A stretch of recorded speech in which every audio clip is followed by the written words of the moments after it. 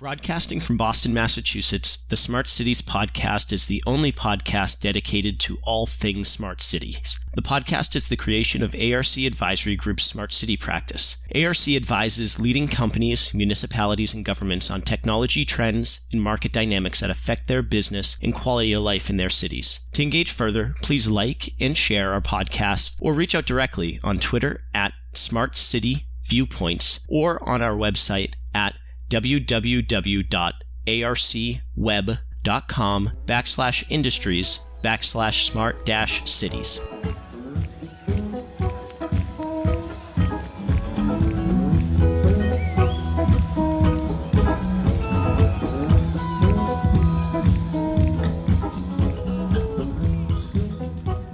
Welcome to another episode of the ARC Advisory Group Smart Cities podcast.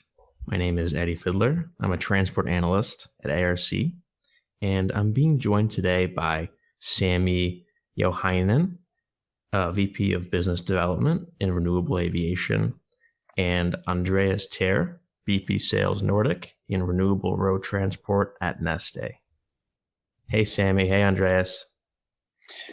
Hi, Eduard. Hi, Edward. Thanks for joining. Thanks for having us. Yeah, thank you. Looking forward to an interesting discussion. Yeah, it's our pleasure. So maybe we can just start by having you folks introduce yourselves and tell us a little bit about Neste. So my name is, first of all, Sami Jauhiainen. I am responsible for business development in Neste's Renewable Aviation business unit. And it's one of the business units Neste has. We're focusing on on serving our customers in the aviation market with renewable solutions. And my name is Andreas Teir. My responsibility is Sales Nordics for the Renewable Road Transportation business unit. In this space, in renewable road transportation, we have been around for some 13, 14 years. Okay, and can you tell our listeners a little bit about Neste? So Neste is a Finnish-based energy company, originally founded 1948 to secure Finland's oil supplies, and gone through many phases since then. But if you look at what Neste looks today, then the key transformation started from 2005 onwards, when Neste started investing in renewable fuels, and since then we have become the world's largest producer of renewable diesel, and the renewable activities constitute about 3/4 of Neste's annual profits, while the rest is then related to more traditional oil and gas downstream refining and marketing activities. Perhaps adding a little bit to the history, so in a way innovation has been at the core for Neste, and it has always been about developing cleaner fuels also before the renewables fuels area. So the fossil fuels and products that we had always developing towards cleaner fuels. This later stage is a new great transformation, and perhaps it's appropriate to talk a little bit about our company from the purpose side, if that's okay. Please, Edward. Yeah. Mm-hmm. Yeah, so we'd like to say that we are a purpose-driven company. This is very important for us, and our purpose is to create a healthier planet for our children. So this purpose really guides us in everything that we do and the choices we make. So this purpose, you can also translate that it's about climate change and finding and implementing solutions to combat climate change. So that's at the core. Climate change, many choose to call it also the climate crisis, because it's a big undertaking that we have ahead of us. So wanted to state that also early. Okay, and so a big way you're going about this is by pioneering renewable fuels. So can you tell our listeners a little bit about just what is a renewable fuel? What does that actually mean? Well, literally, as the word states, renewable fuel is a fuel made from renewable raw materials that rather than fossil-based raw materials. So, as Neste, how we produce the renewable fuels, it's with our own Neste's NextBTL technology. So we use as raw materials various oils and fats types of raw materials that we are then able to convert as a hydrocarbon, which effectively is chemically quite comparable then to fossil diesel or fossil jet fuel, and can be used as a drop-in product because of that. So can be blended and then used in existing engines or existing fuel supply infrastructures without any blending limitations. Yeah, so if we take the renewable diesel molecule, that molecule is actually identical to the fossil diesel molecule, but the difference is that it's without the aromatics. So that's a product that burns clean. So that's one difference there, that you have much less of the particulates in burning that. Perhaps, Sami, adding to what you said, perhaps emphasizing that renewable is one thing, but in a way, much about the circularity on the feedstock side, as it's renewable feedstocks which get circulated, like the waste and residues. One example being used cooking oil. So it's in a way a renewable and circular solution. Okay, yeah, I wanted to clarify what you mean by your renewable feedstocks. So waste oils, like cooking oils, waste fats. What else? Well, if you take the kind of total production that Neste has, we're today producing renewable fuels about 3 million tons globally, and of the raw material base that we use for it, around 80% today are different waste and residue types of oils and fats raw materials, which we source globally, aggregate and pre-treat for being able to use those in our refineries. So what these include, for example, used cooking oils, as Andreas mentioned, animal fats coming out from slaughteries and rendering plants, different agricultural residues, fish fats, and the likes. And the remaining 20% is vegetable oils that we still use, but in smaller quantities than before. So this is 80% from waste fats. That's right, yes. Wow, that's really impressive. That's really impressive. So you go from waste fats to drop-in fuel that's pretty much identical to fossil fuel derived liquid. Yes, exactly so. Yeah, perhaps adding to that, we have around 80% waste and residues today, so waste fats and oils. And now we have made a commitment to have 100% of waste and residues by 2025. So that's 5 years from now. So we see that as important to still increase that share. Technically, we have the capability to use it, but also working on the sourcing side to have 100% of waste and residues. Mm-hmm. And that's because using vegetable oils or palm oils kind of comes with their own set of environmental challenges, right? Yeah, that's right. The the main benefit of our product and renewable fuels in general is the ability to reduce greenhouse gas emissions relative to the use of fossil fuel. So that benefit is a lot driven by the raw material used, though not only, because we are looking at the emissions on a life cycle basis. But it is a lot driven by the raw material used and the highest carbon emission savings we can achieve with the use of the waste and residue raw materials. So in that sense, they deliver higher benefits than use of vegetable oils, for example. Mm-hmm. Okay. Well, this is a very, very powerful paradigm.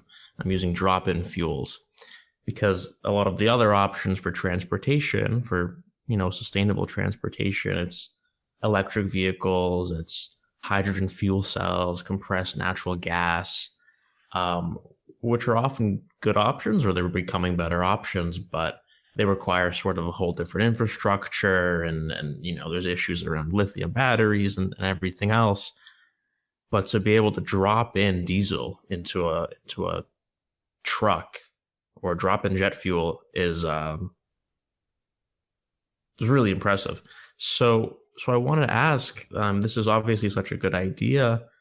Why hasn't this been done in the past before Neste? So what were some of the challenges to achieve this?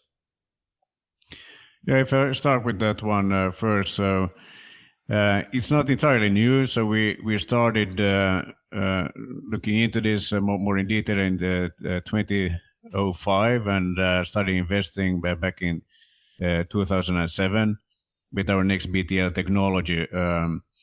Begin early with this, but we do see, of course, others are following. And today the market for renewable diesel and sustainable aviation fuels, it accounts already for 8 million tons globally. So it's not insignificant. It starts to be a big market, and we expect this to grow to more than 20 million tons by 2030. So it's, you can say, relatively new, but growing quite quickly and not at all insignificant today. Or how would you state it, Sami?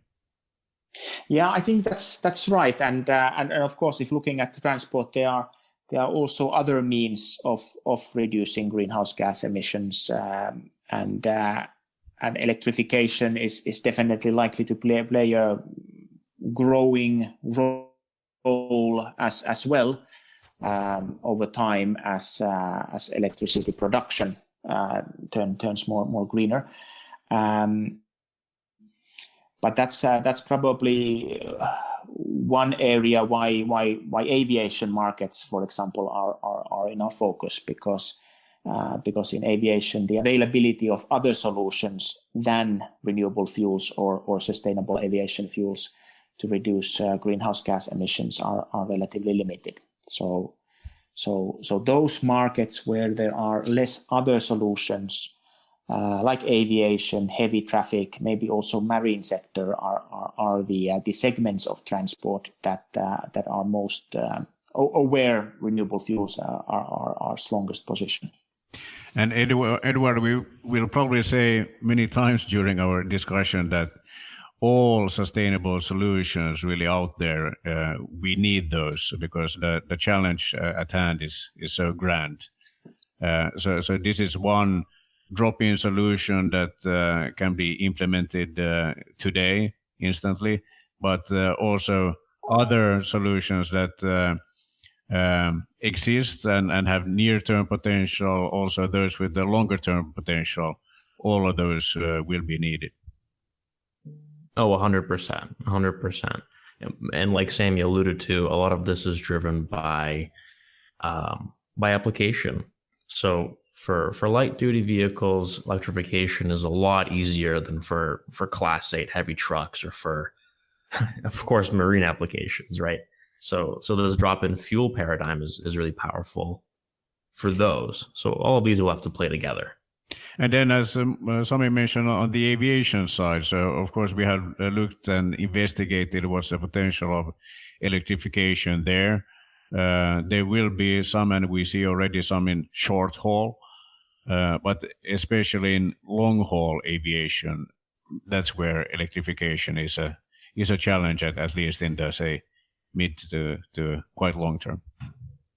Yes. There's huge issues with the energy density of lithium-ion batteries.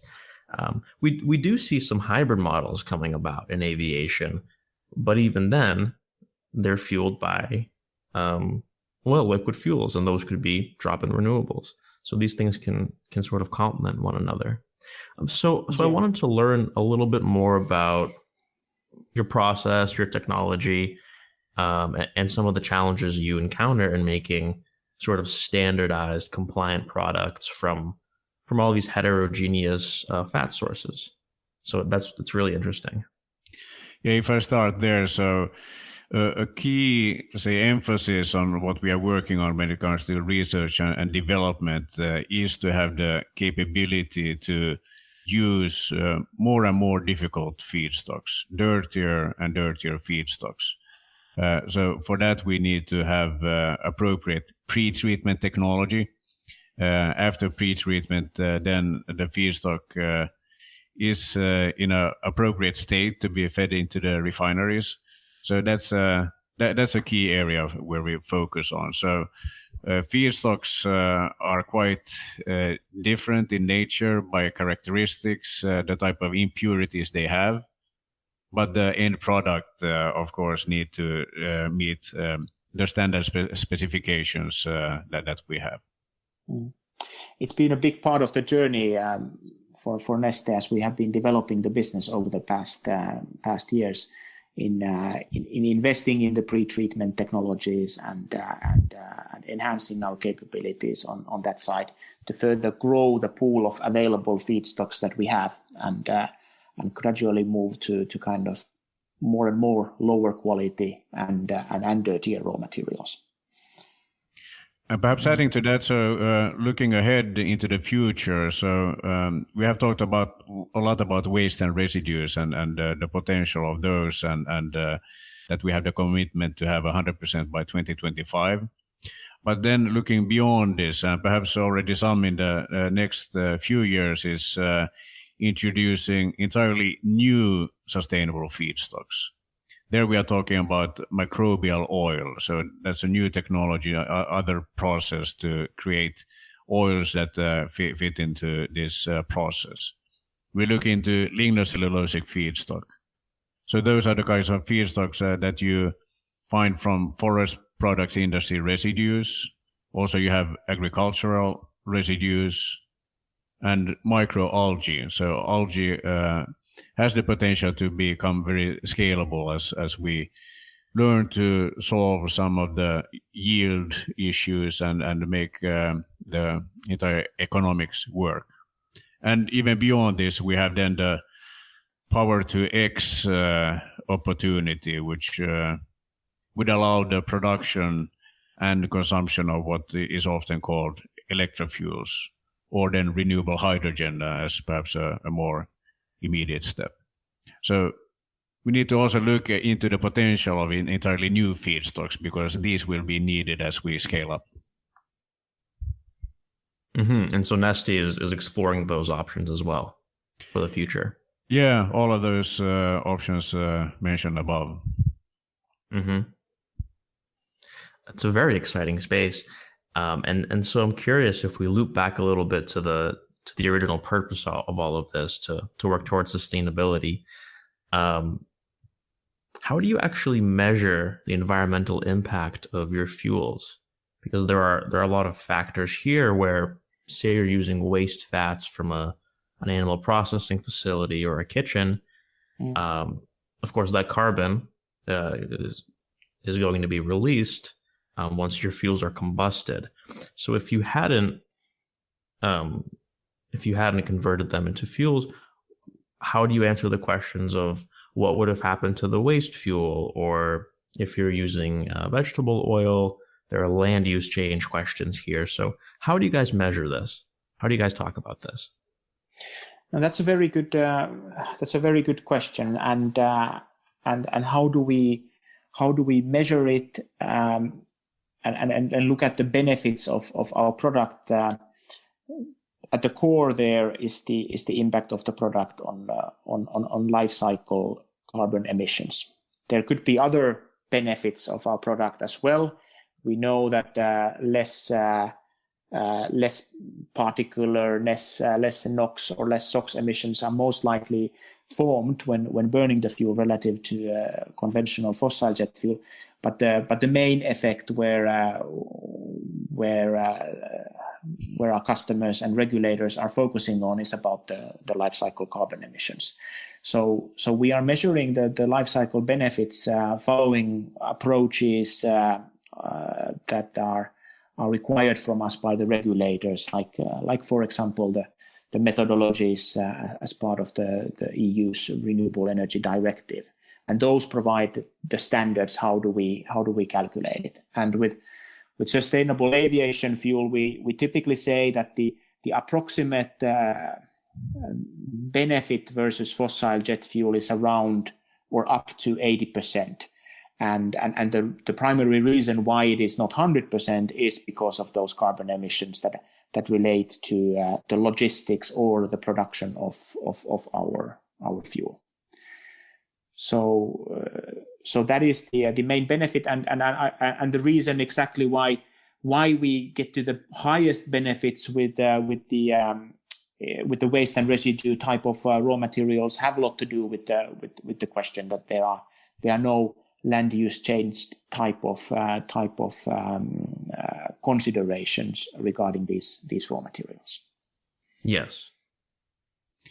Perhaps one way to measure also, which is perhaps not so much discussed out there, is well-to-wheel analysis, where you then compare different technologies and fuels, but you take a more comprehensive assessment on the, say, CO2 emissions.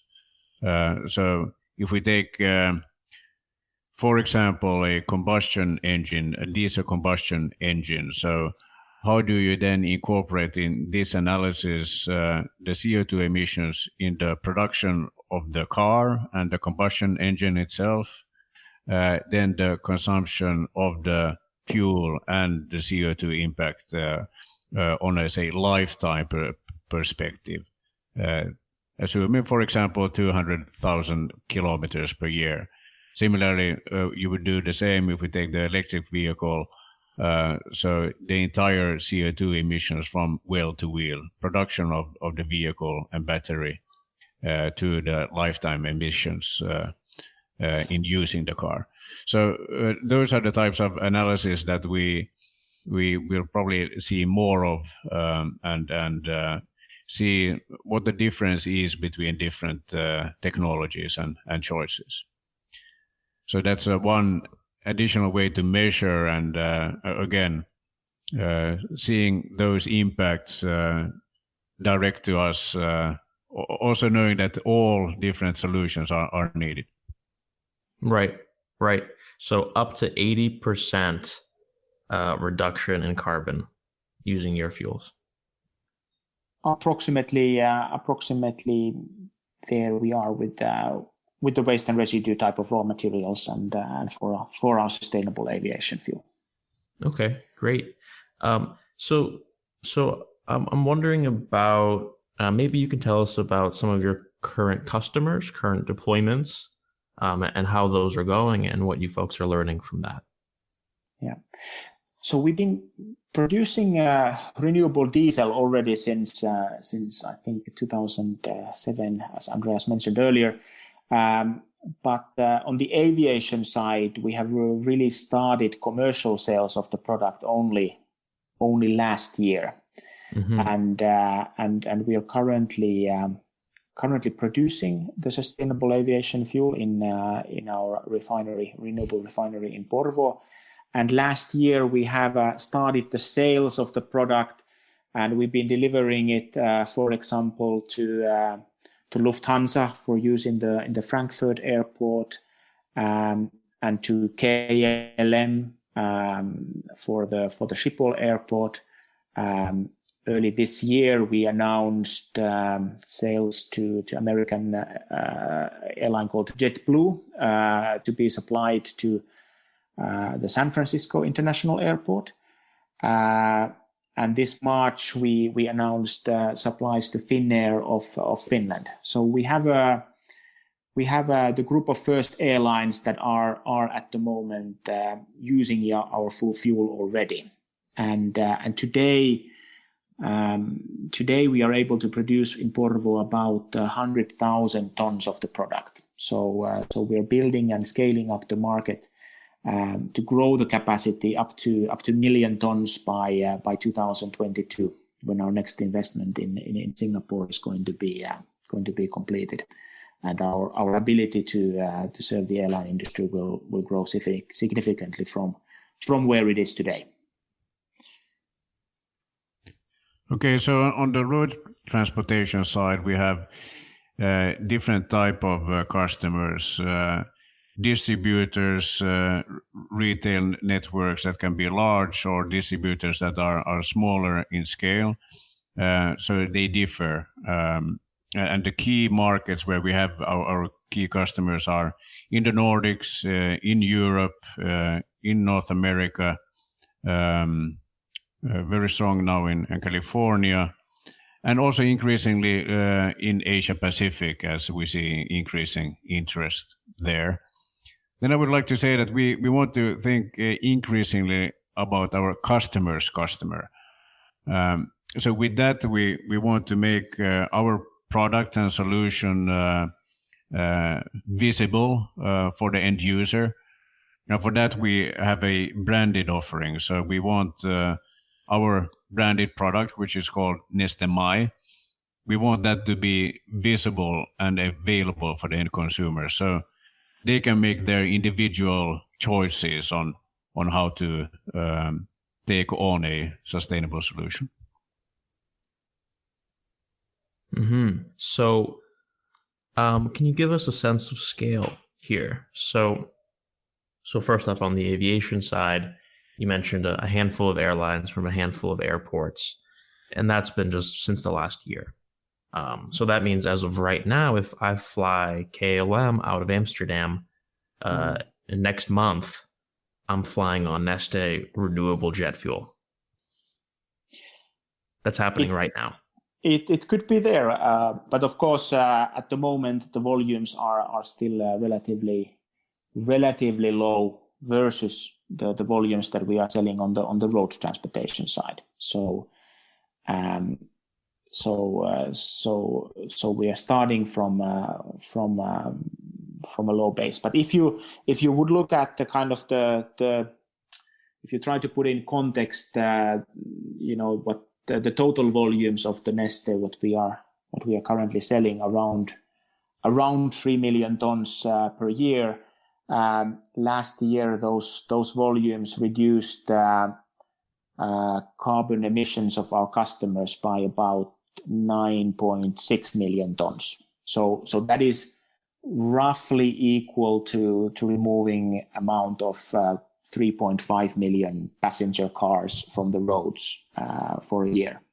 So that gives a bit of a context what the volumes overall are at the moment. Wow, and that's just from a CO2 perspective. Whenever you replace these heavier vehicles, there's so much air pollution that you're partially offsetting too. That isn't found as much on light duty gasoline cars. So the benefit's even higher. Yeah, that's right. Any kind of local emission effects are then additional to that. Yes. And Sami, perhaps relevant to mention here that with the Singapore expansion investment that we have, so with the setup we have there with the expansion for the aviation side, that provides a potential capacity of 1 million tons for the aviation side. Okay, can you maybe put those numbers into context for us? So you mentioned 1 million tons for jet fuel. How much jet fuel is consumed in a year globally today? So that is a good question. So the scale, the the jet fuel use globally is around 300 million tons per annum. Mm-hmm. So Neste will have 2022 a capacity to produce sustainable aviation fuels to substitute fossil use by around million tons or so. But then, in addition to us, also others are making investments in growing that capacity further, and what we are also studying as Neste is making further investments from our side. So we with additional investments we could produce additional about 450 kilotons of jet fuel in Europe by making additional investments in our Porvoo refinery, which is our Rotterdam refinery, which is one of those topics we are evaluating currently. Mm-hmm. And on the road transport side, Andreas, can you give us just a loose estimate? How much diesel is used in heavy road transport? And how does that compare to where Neste is heading with sustainable road transport fuels? Yeah, so the total diesel consumption in the world is some 900 million tons, and almost 2/3 of that, or 60%, is heavy-duty transport, so trucks and buses. So that translates to some 550 million tons for the heavy-duty transport. Here, it's also important to remember that if we look at the global oil consumption, the entire consumption of fossil oil, that figure is some 4,500 million tons. So the entire decarbonization challenge is a very, very large one. So the transport side is only a part of this. Then there's a lot more to decarbonize.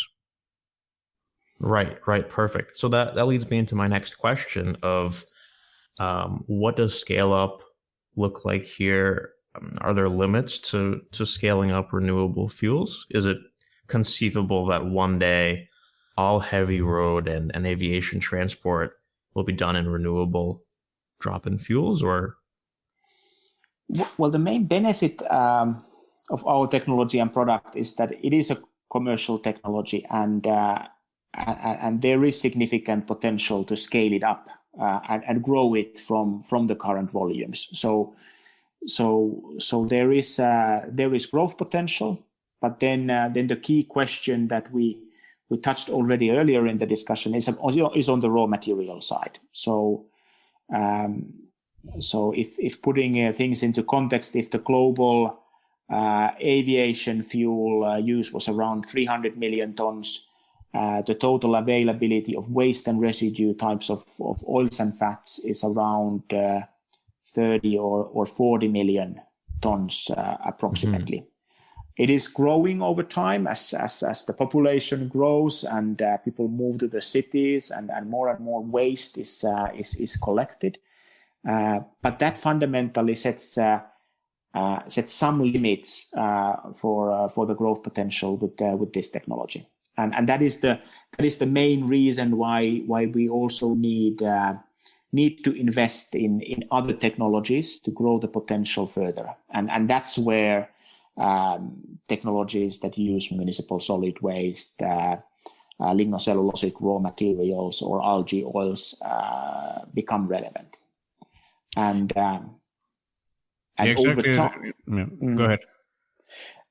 And over time,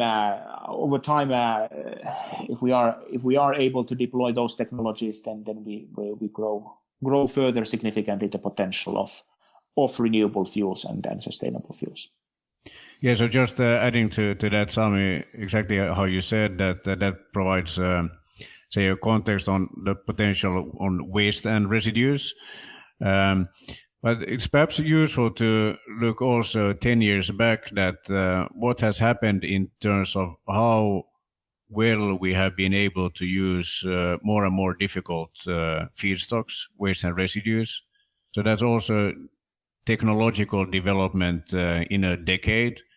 So I would say that we can expect also great advancement to occur in 1 decade going forward on introducing the next generation of sustainable feedstocks.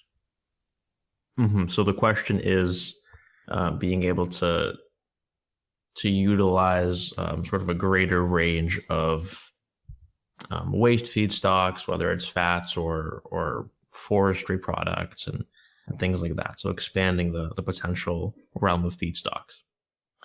Yeah, I think that's right, Eduard.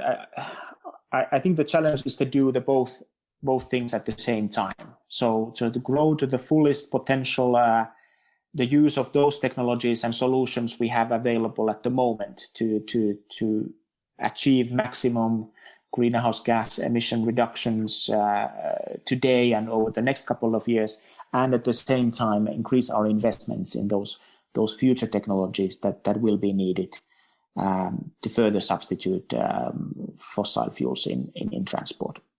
Yeah, so there's no time to wait until, say, the current available solutions are exhausted to their full potential.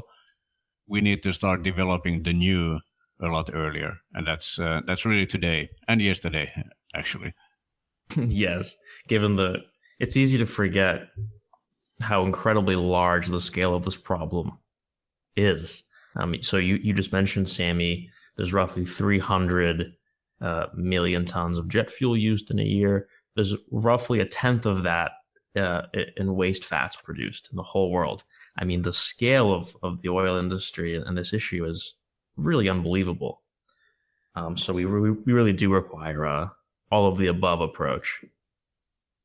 That's exactly true. Mm-hmm. And especially some markets like aviation continue to grow. So there is also a further need over the coming decades. Yes, and especially as the sort of the global middle class keeps growing and things like that, and trends like that emerge, this challenge is not going away.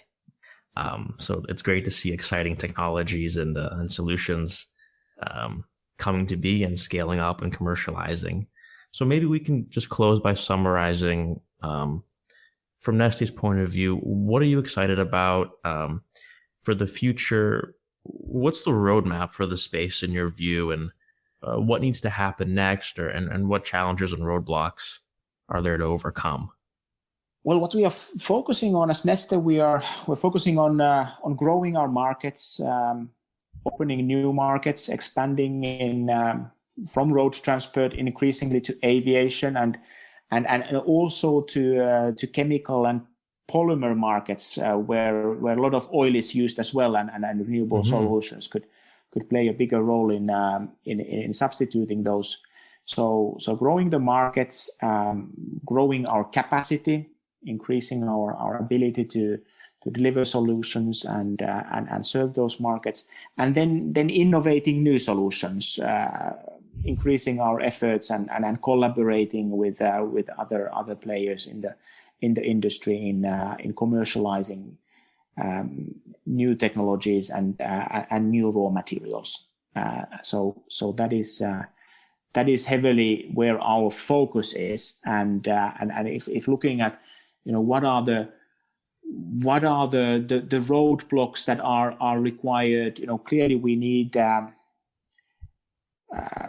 fundamental thing is recognizing the urgency to act on the climate challenge, because these renewable solutions still largely cost more than using the fossil alternative. So we need willingness from travelers, from customers, and from the governments to scale up these solutions and ultimately absorb the additional